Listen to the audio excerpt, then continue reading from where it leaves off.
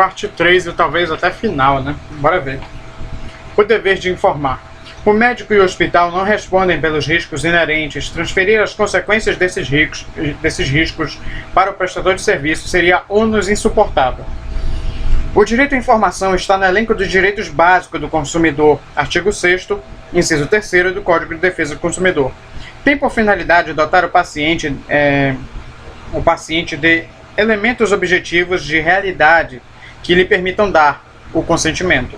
Se o direito à informação é direito básico do paciente, em contrapartida, o dever de informar é também um dos principais deveres do prestador de serviços médico-hospitalares.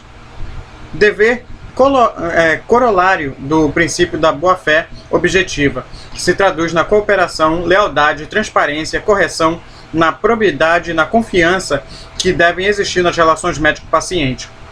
Todo e qualquer tratamento de risco deve ser precedido do consentimento informado do paciente. Não pode só dizer as vantagens, tem que dizer também as desvantagens. Embora médicos e hospitais não respondam pelos riscos inerentes da atividade que exercem, podem eventualmente responder se deixarem de informar os pacientes as consequências possíveis do tratamento a que serão submetidos. Só o consentimento informado pode afastar a responsabilidade médica pelos riscos inerentes à sua atividade. O ônus da prova quanto ao cumprimento do dever de informar caberá sempre ao médico do hospital.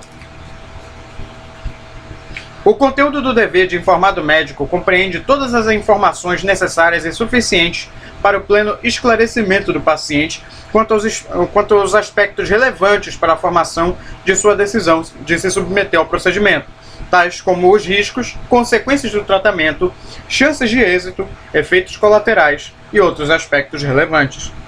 A perda de uma chance. A perda de uma chance, aplicada à atividade médica, ficou conhecida como a teoria da perda de uma chance de cura ou de sobrevivência. Entende-se por chance a probabilidade de se obter uma vantagem ou de se evitar uma perda. A indenização deve ser pela perda de oportunidade de obter uma vantagem, e não pela perda da própria vantagem. O elemento que determina a indenização é a perda de uma chance de resultado favorável no tratamento. A chance de vitória terá sempre valor menor que a vitória futura, o que refletirá no montante da indenização. O problema gira em torno do nexo causal entre a atividade médica, ação ou omissão, e o resultado danoso consistente na perda da chance de sobrevivência ou cura. A atividade médica, normalmente omissiva, não causa a doença ou a morte do paciente, mas faz com que o doente perca a possibilidade de que a doença possa vir a ser curada.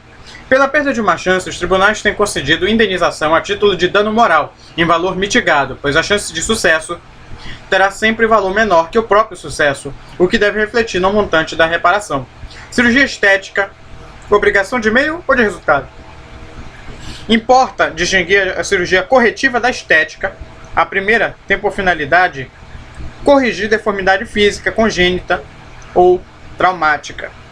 Vai ter o rosto cortado, deformado. Você tem, por exemplo, o caso lá do filme Sem Perdão, em que a protagonista do filme ela tem um rosto parcialmente cheio de cicatrizes, né? E por isso ela sofre bullying de jovens da rua dela e não é vista como tão bela assim, porque ela tem um belo rosto de um lado, mas o outro está bem difícil de olhar para o rosto dela. Mas, né, esse é o exemplo que você pode utilizar, por exemplo. Eu falei exemplo 2 vezes, desculpa. O médico nem sempre pode garantir eliminar completamente o defeito. Tudo fará para melhorar a aparência física do paciente. O mesmo já não ocorre com a cirurgia estética. O objetivo do paciente é melhorar a aparência. Nesses casos, o médico assume a obrigação de resultado, pois se compromete a proporcionar ao paciente o resultado pretendido. O ministro Rui Rosado de Aguiar Júnior se inclina por admitir que a obrigação a que está submetido o cirurgião plástico não é diferente daquela dos demais cirurgiões, pois corre os mesmos riscos e depende da mesma área. Endossa esse entendimento, tendo em vista que em toda a operação existe um risco ligado à reação do próprio organismo humano, tipo de pele extremamente sensível, infecção hospitalar, situações muitas vezes imprevisíveis e que não podem ser imputadas ao médico, né? Logo, continuam a ser-lhes aplicáveis as regras de responsabilidade subjetiva, como culpa provada nos casos em que assumem a obrigação de meio, e as regras de responsabilidade subjetiva com culpa presumida, nos casos em que assumem a obrigação de resultado. No caso das obrigações de meio, a vítima incumbe, mais do que demonstrar o dano, provar que este decorreu de culpa por parte do médico. Já nas obrigações de resultado, como a que serviu de origem à controvérsia, basta que a vítima demonstre como fez o dano, que o médico não alcançou o resultado prometido e contratado, para que a culpa se presuma, não havendo destarte, a inversão de ônus da prova. Responsabilidade médica empresarial, hospitais, clínicas e casas de saúde. Doutrina e jurisprudência do Código Civil de 1916 sustentava que se a instituição hospitalar, além da obrigação de curar, de dar tratamento médico ao paciente, assumia com ele uma obrigação de hospedagem, da qual lhe resultava uma presunção de responsabilidade, que a tornava responsável por tudo aquilo que viesse a ocorrer ao paciente. Essa responsabilidade tem por fundamento o fato gerador, o defeito de serviço, que fornecido ao mercado vem a dar causa a um acidente do consumo. O serviço é defeituoso, diz o parágrafo 1º do artigo 14 do Código Civil, do Código de Defesa do Consumidor. Eu vou passar a falar CDC, tá? Não é controle de doenças, é CDC.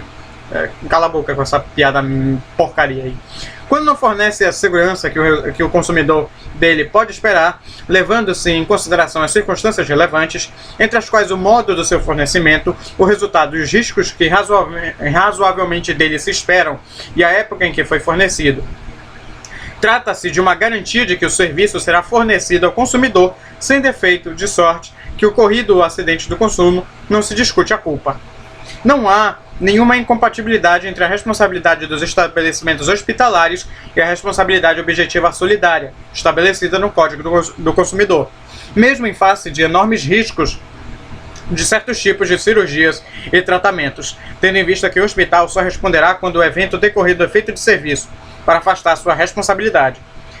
Bastará ao hospital provar que não houve defeito na prestação de serviço. E aqui termina o fichamento, né?